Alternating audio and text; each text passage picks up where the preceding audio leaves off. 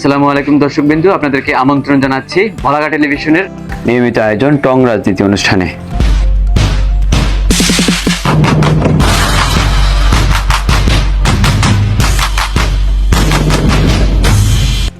আমাদের সাথে আজকে আলোচনায় আরো যারা অংশগ্রহণ করবেন আমি তাদেরকে একটু পরিচয় করিয়ে দিই।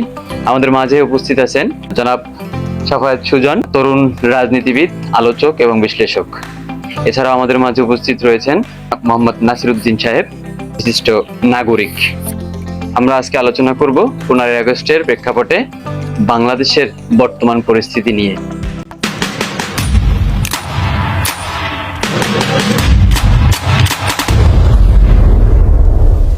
আমরা প্রথমেই যাব জনাব সাফায়েত সুজনের কাছে। 15 আগস্ট শুধু শোকের ইতিহাসের পাতা নয়, বর্তমান রাজনীতিরও গুরুত্বপূর্ণ আলোচ্য বিষয়। সবকিছুই 2024-এর নতুন প্রেক্ষাপটে আলোচিত হচ্ছে। আপনার কাছে আমরা জানতে চাচ্ছি 71 এবং 24 পরবর্তী 15 আগস্টের প্রেক্ষাপট সম্পর্কে। ধন্যবাদ আক্কাস ভাই আপনার মূল্যবান প্রশ্ন করার জন্য। আসলে আপনার প্রশ্নের দুইটি স্তর, সেটা হচ্ছে 1971 পরবর্তী 15 আগস্ট এবং 2024 পরবর্তী গণঅভ্যুত্থান পরবর্তী 15 আগস্টের যে পার্থক্য বা আমাদের কাছে যে তথ্য উপাত্ত যাই সে কিনা এটার সঠিকতা সম্পর্কে। তো যাই হোক, 1971 পরবর্তী 15 আগস্ট সম্পর্কে বলি। 71 পরবর্তী 15 আগস্টে আমার কাছে অনেকটা যে মার্কিন পাকিস্তানপন্থী এবং ভারত সোভিয়েত পন্থীদের যে অক্ষযুদ্ধ, ব্যক্তিগত যেই স্বার্থ আদায়ের যে যুদ্ধটা, এটার মানে বহিঃপ্রকাশের একটা অংশ ছিল এই 15 আগস্ট। আমি যতটুকু মনে করি যে বঙ্গবন্ধু বাংলাদেশের স্বাধীনতা যুদ্ধের ডাক দিয়েছিলেন এবং বাংলাদেশ স্বাধীন হয়েছে। জি, এমন ইতিহাস তো আমরা গত 17 বছর সবসময় শুনে আসছি, এটা নতুন করে আর বলার কিছু নেই। 17 বছরে যারা বড় হয়েছি সেটাই শুনেছি। তাহলে 71 সালে বঙ্গবন্ধু যদি স্বাধীনতা যুদ্ধের ডাক দিয়ে দেশকে স্বাধীনতা এনে দেয়, 15 আগস্ট তাকে নির্মমভাবে কেন হত্যা করা হবে এবং আদৌ এটি হত্যাকাণ্ড ছিল কিনা? যেমন কিছুদিন আগে মেজর ডালিম সাহেব যেই বক্তব্যটি দিয়েছেন, তিনি সেখানে এটাকে একটি সামরিক অভ্যুত্থান হিসেবে উল্লেখ করেছেন। তিনি বলেন নাই যে আমরা তাকে হত্যা করি, হ্যাঁ, যে তিনি দেশের এবং দেশের জনগণের জন্য অনিরাপদ হয়ে গিয়েছিলেন, এই কারণে সামরিক অভ্যুত্থানের মাধ্যমে তার পতন ঘটানো হয়েছে। তাহলে আমাদের এখন বুঝতে হবে যে আসলে 15 আগস্ট কি এটি আসলে কোনো হত্যাকাণ্ড না আসলে কোনো সামরিক অভ্যুত্থান ছিল? তাহলে আমরা 15 আগস্টের প্রেক্ষাপটে যেতে হবে, আসলে সেদিন কি হয়েছে। আমরা যদি খন্দকার মোস্তাকে 15 আগস্টের মূল নায়ক হিসেবে ধরে থাকি, তাহলে এই খন্দকার মোস্তাকের 14 আগস্ট, তাহলে আমরা যদি মনে করে থাকি যে বা খন্দকার মোস্তাক উনি যদি 15 আগস্টের মূল নায়ক হয়ে থাকে, তাহলে এই খন্দকার মোস্তাকের 14 আগস্ট বঙ্গবন্ধু শেখ মুজিবুর রহমানকে নিজ হাতে হাঁস রান্না করে খাইয়েছেন। তাহলে কি এমন ঘটলো একদিনের ব্যবধানে যে তিনি আবার সামরিক বাহিনী দিয়ে? আর আমরা এতটুকু জানি যে খন্দকার মোস্তাক তৎকালীন সময় কোনো সামরিক বড় কোনো অফিসারও ছিলেন না এবং বাংলাদেশের পদ পদবি অনুযায়ী তিনি রাষ্ট্রপতিও ছিলেন না, প্রধানমন্ত্রীও ছিলেন না। তাহলে সেনাবাহিনী তার কথা কেন শুনবে এবং তার কথা অনুযায়ী কেনই বা তাকে মানে রাষ্ট্রপতি বানাবে?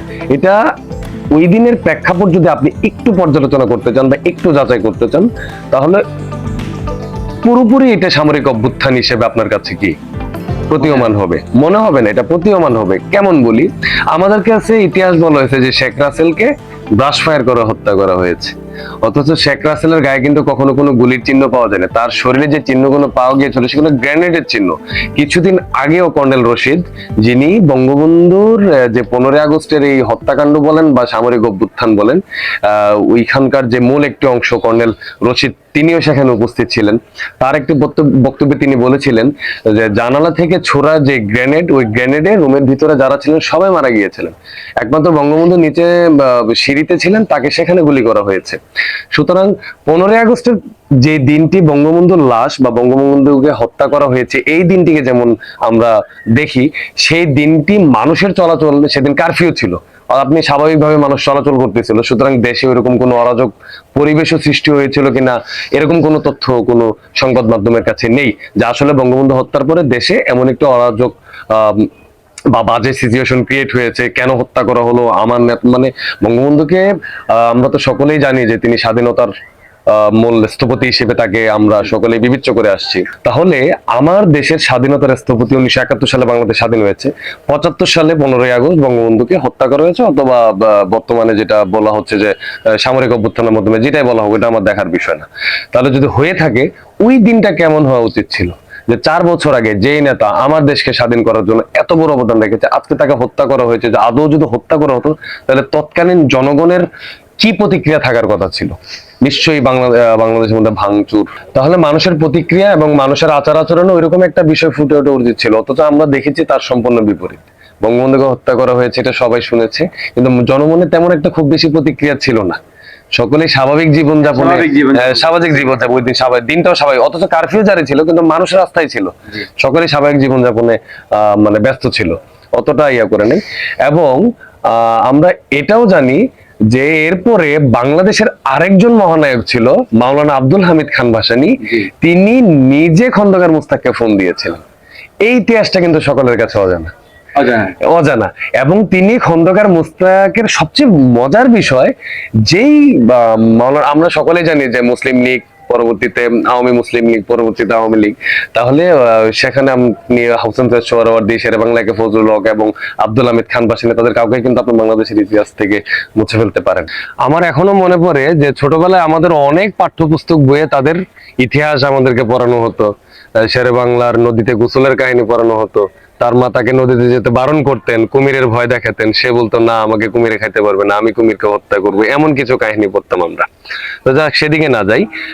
আমার কাছে 15ই আগস্ট সম্পর্কে আপনি যে কথাটি বলেছেন, তার মধ্যে সবচেয়ে আশ্চর্যজনক বিষয় ছিল 15ই আগস্টের পরবর্তী সময়ে আমরা যদি এটাকে হত্যাকাণ্ড বলে থাকি, তাহলে হত্যাকাণ্ডের মূল নায়ক যদি খন্দকার মোস্তাককে ধরে থাকি, 15ই আগস্ট হত্যাকাণ্ডের বিবৃতি কিন্তু খন্দকার মোস্তাক দেন নাই। বিবৃতিটি রেডিওতে প্রচার করেছিলেন মেজর ডালিম।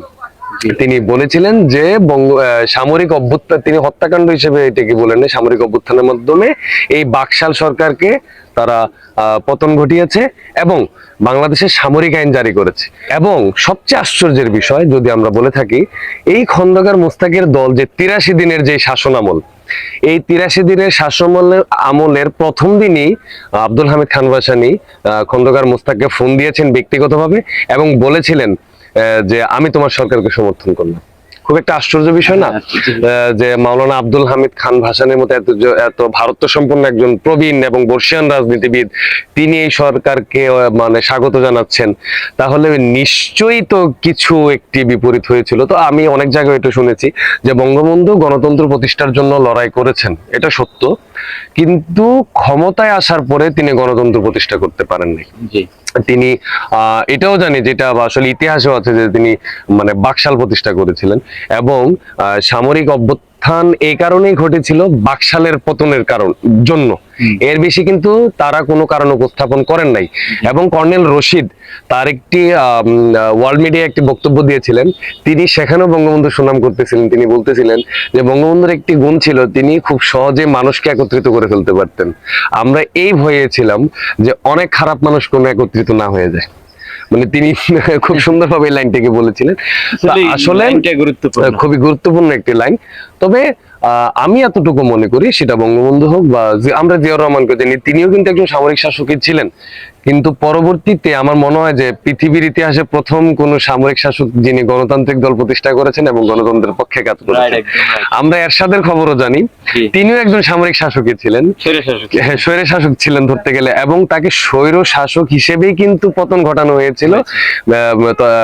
প্রধানমন্ত্রী, সাবেক প্রধানমন্ত্রী খালেদা জিয়া এবং সাবেক প্রধানমন্ত্রী যে ফ্যাসিস্ট হিসেবে যাকে আমরা বিদায় করলাম, শেখ হাসিনা, তারা ওই অনুষ্ঠানে একত্রিত ভাবে উপস্থিত ছিলেন। খুবই আশ্চর্য বিষয় না এটি? আমরা যদি এরশাদের শাসন আমল দেখি, যে এরশাদকে বাংলাদেশের সাবেক 2 প্রধানমন্ত্রী একই সোফায় বসে স্বৈরাচার ট্যাগ লাগিয়ে বাংলাদেশের রাজনীতি থেকে বিদায় করলো। 9 বছরের একটু শাসন আমল ছিল এরশাদের। তাহলে উত্তরাঞ্চলে এখনো কিন্তু আল্লাহর অশেষ রহমতে যে লাঙ্গলের ভোট ব্যাংক এখনো কমে নাই। তাহলে এরশাদ, আমরা অনেকেই জানি যে, অনেকে এটা কথার ছলেও বলি যে উত্তরাঞ্চলকে বাংলাদেশ চিনেছে এরশাদের কারণে, তাকে পল্লী বন্ধুও বলা হয়। তাহলে সামরিক একজন শাসক, স্বৈরাচার হিসেবে যাকে পতন ঘটানো হয়েছে, তাকে বাংলাদেশের সাধারণ মানুষ কেন পল্লী বন্ধু হিসেবে গণ্য করলো? কিছুতে একটি করেছে সে। সুতরাং আসলে আমাদের কপাল খারাপ। কেমন কপাল খারাপ? আমাদেরকে আসলে সঠিক তথ্য কেউই জানায় নাই। তারা একদম সেটাই right. জানিয়েছে যেটা, যেমন আমি যদি এখন আপনাকে প্রশ্ন করি যে কোন কোম্পানির ওষুধ ভালো, আপনি বলবেন যে বায়োফার্মার ওষুধ ভালো বা স্কয়ারের ওষুধ ভালো। আসলে স্কয়ারের ওষুধ কতটুকু ভালো বা কেমন ভালো, এটার কিন্তু কোনো সঠিক প্রমাণ বা রিসার্চ আপনি নিজেও করেন নাই বা আপনার কাছে কেউ দেয়ও না। এটা আমাদের কাছে পছন্দ করানো হয়েছে, লাগো তো ইতিহাসটা অনেকটা আমাদের কাছে এইভাবে উপস্থাপন করা হয়েছে। তবে ঘটেছে, বঙ্গবন্ধুকেও মারা হয়েছে, তার পরিবারকেও মারা হয়েছে, কিন্তু এটা সেনা অভ্যুত্থানের মাধ্যমে মারা হয়েছে নাকি ব্যক্তিগত ক্রোশ থেকে হত্যা করা হয়েছে, এটার মধ্যে পার্থক্য আছে। যেমন আপনি যদি বলেন যে শেখ হাসিনা কি গত 17 বছরে বাংলাদেশের জন্য কোনো কাজ করে নাই, করছে, তাহলে তাকে ফেসিস্ট হিসেবে কেন বিদায় হতে হলো? কিছু তো একটা করেছে যে ফেসিস্ট হিসেবে।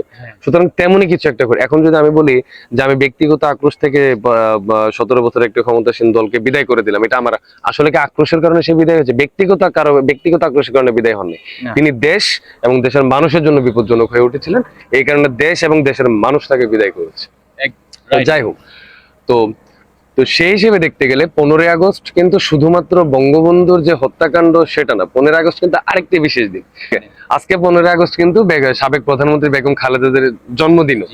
সেই প্রেক্ষাপট থেকে দেখতে গেলে 15ই আগস্ট আমি মনে করি বাংলাদেশের উভয় রাজনৈতিক দলের জন্য একটি বিশেষ দিন। জি, আওয়ামী লীগের জন্য এটা শোক দিবস হয়ে থাকে, অবশ্যই বিএনপির জন্য এটি একটি আনন্দের দিন, তাদের সভানেত্রীর জন্মদিন। জি, এটা হতে পারে, এটা অসম্ভব কিছু না। একই দিনে সকালের মা মরতে পারে, একই দিনে সকালের বাবাও জীবিত হতে পারে। এটা বাংলাদেশ বিশেষ করে দক্ষিণ এশিয়ার এমন অনেক রাষ্ট্রগুলোতে, যেমন আমি যদি শেখ হাসিনাকে বলি যে তিনি স্বৈরাচারী শাসক ছিলেন, বঙ্গবন্ধুকেও যদি 24 জুলাইয়ের বা হাসিনা পতনের পরবর্তী সময় থেকে যে 15ই আগস্টের যে কাহিনীগুলোকে বা 71-এর যে কাহিনীগুলোকে যেভাবে বলা হচ্ছে, ঠিক আছে, আমি যদি মনে করে থাকি যে বঙ্গবন্ধু ফেসিস্ট ছিলেন, হাসিনাও ফেসিস্ট ছিলেন, এই কারণে তাদেরকে বা অভ্যুত্থানের মাধ্যমে বিতাড়িত করা হয়, তাহলে অন্তত পক্ষে আমাদের জনগণের এতটুকু সতর্ক হওয়া উচিত ছিল যেন আমাদের কাছে যেই তথ্যটি এসেছে সেটা সঠিক যাচাই বাছাই করে সঠিক মানুষ এবং সঠিক দিক নির্দেশনায় আমাদের এগিয়ে যাও, যেটা থেকে আমরা আসলে অনেকটা পিছিয়ে এসেছি। যেমন আমি যদি নাসির ভাইকে এখন একটা ছোট একটি বিষয় নিয়ে প্রশ্ন করি, যেমন আপনার অনুমতি নিয়ে করি, সেটা হচ্ছে ওনাকে যদি বলি যে আসলে রাজনৈতিক মতাদর্শের বাইরে শুধুমাত্র মানে একটি ঘটনা কেন্দ্রিক হিসেবে আপনি 15ই আগস্টে কিভাবে দেখেন? নাসির ভাই। ধন্যবাদ সাফায়েত ভাই। আসলে আমরা যদি আমাদের এন্ড থেকে বলতে যাই যে আমরা একটা সাধারণ জনগণ, হ্যাঁ, তাহলে আমরা প্রত্যেকটা জিনিস আমি মনে করি সবাই চিন্তা করে যে যেটা শোনা কথায় মানুষ বেশি বিশ্বাস করে, এখন বর্তমানে যা দেখা যায়। খুবই কম সংখ্যক মানুষ যারা বিচার বিশ্লেষণ করে এবং সঠিক তথ্য যাচাই করে তারপরে কোন একটা কথা জাজ করে। হ্যাঁ, এই সংখ্যাটা একটু নগণ্য। তো বেশিরভাগ ক্ষেত্রে দেখবেন সাধারণ জনগণ কিন্তু এইসব বিষয় নিয়ে বেশি মাথা কামায় না। আপনি দেখবেন যে একজন রিক্সা চালক যদি হয়ে থাকে, আমি রিক্সা চালকের কথা বলি, সে সকালবেলা বের হবে রিক্সা নিয়ে, দিন শেষে সে ইনকাম করে, তার টার্গেট থাকবে যে সে ইনকাম করে বাসায় খাবার নিয়ে যেতে হবে। এবং আমি একজন চাকরিজীবী, তো আমার কথাটাই বলি, আমার সকালবেলা অফিসে আবার 9টায়, আমাদের অফিস আওয়ার শেষ হয় প্রায় 8টা থেকে 10টা। তো আর সারাদিন আমাদের যে অফিসের যে কার্যকলাপ থাকে এগুলো আমি শেষ করে বাসায় যাবো, এটাই চিন্তা ধারণা থাকে। তো 15ই আগস্টের বিষয়টা যদি সাধারণত চিন্তা করেন, একজন সাধারণ জনগণ হিসেবে সবাই দেখা যাচ্ছে যে তাদের নিজ নিজ কাজ নিয়ে ব্যস্ত থাকে, এটা কিন্তু স্বাভাবিকভাবে দেখা যায়। কিন্তু যারা আসলে দল নিয়ে কাজ করে, যারা রাজনীতিবিদ, তারা কিন্তু পালন করেই ফেলে। যেমন ধরেন যিনি আওয়ামী লীগের একজন কর্মী, তিনি অবশ্যই বঙ্গবন্ধু শেখ মুজিবুর রহমানের যে মৃত্যু বার্ষিক হিসেবে পালন করার কথা, সে অবশ্যই পালন করবে। এবং আমরা দেখেছি যে বিভিন্ন মাইকিং হয় এবং ব্যানার ফেস্টুন লাগানো হয়, বিভিন্ন জায়গায় অনুষ্ঠান হয়, তো এগুলা এবছর হয় নাই। একদম উইথ ফ্র্যাঙ্কলি একটা কথা বলি, যেহেতু আমরা মনে করি যে আমরা এখন স্বাধীন, কিন্তু একটা জিনিস মানতে হবে, বঙ্গবন্ধু বাংলাদেশের জন্য একটা মূল চরিত্র বলা চলে। বঙ্গবন্ধু বাংলাদেশের জন্য কিন্তু আসলে একটা মূল চরিত্র। কিন্তু আমি ব্যক্তিগতভাবে বিশ্বাস করি যে বঙ্গবন্ধুকে নিয়ে মানে অতিমাত্রার একটি মানে নষ্ট এবং নোংরা রাজনীতি করেছে গত 17 বছরের ক্ষমতাসীন যে আওয়ামী লীগ হাসিনা সরকার।